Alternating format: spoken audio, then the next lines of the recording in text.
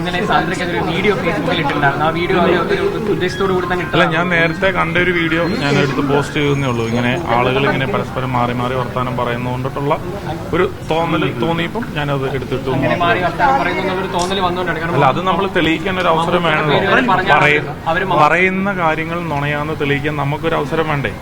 അപ്പോൾ നമ്മളോട് പലരും ഇപ്പം പറയുമ്പോൾ നമ്മളാരും പ്രതികരിക്കാത്തത് എന്താണ്? സ്ത്രീയാണെന്നുള്ള ഒരു കാര്യം കൊണ്ടിട്ടാണ് പ്രതികരിക്കാത്തത്. അല്ലാണ്ട് ഞങ്ങൾക്കാർക്കും സംസാരിക്കാനായിട്ടുള്ള കഴിവില്ലാത്തതുകൊണ്ടിട്ടല്ല സംസാരിക്കാത്തത്. സ്ത്രീയാണ്, അല്ല പറയണ്ട. എന്റെ വീട്ടിൽ പറയുമ്പോൾ ഒന്നും പ്രതികരിക്കാൻ പോകണ്ട, ഫ്രണ്ട്സ് പറയുന്ന ഒന്നും പ്രതികരിക്കാൻ പോകണ്ട, അയ്യോ ആ പോസ്റ്റ് ഇടാൻ പാടില്ല, സംസാരിക്കാൻ പാടില്ല. ഇത് കേട്ട് മടുത്തു. പക്ഷെ ഇതെന്താന്ന് ചോദിച്ചാൽ ഇത് നുണയാണ്. എല്ലാം ഒന്നല്ല രണ്ടല്ല 3 കാര്യങ്ങൾ നുണയാന്നല്ല, എല്ലാം നുണയാണ് എന്ന് തെളിയിക്കേണ്ടത് എന്റെയും കൂടെ പേഴ്സണൽ ഉത്തരവാദിത്തമാണ്. ആ ഉത്തരവാദിത്തം ഞാൻ പേരൊക്കെ പറഞ്ഞപ്പോഴത്തേക്കും സിനിമക്കാർക്കിടയിൽ തന്നെ വലിയ ചർച്ചയായിട്ടുണ്ടായിരുന്നു. ഇത്തരത്തിലൊക്കെ അങ്ങനെ ഒരു വലിയൊരു വ്യക്തി ഇതിലേക്ക് വലിച്ചഴിച്ചു എന്നുള്ളൊരു തോന്നൽ. അല്ല, അതുമായിട്ട് യാതൊരു ബന്ധപ്പെട്ട ഒരു കാര്യമല്ല.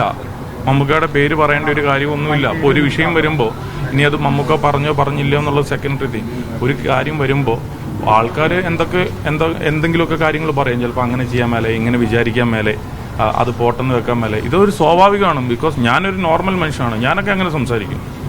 കാരണം എനിക്കറിയത്തില്ല. എനിക്ക് സംസാരിക്കാൻ പറ്റുന്ന രീതികളെ കുറിച്ചേ ഉള്ളൂ എനിക്കറിയുള്ളൂ.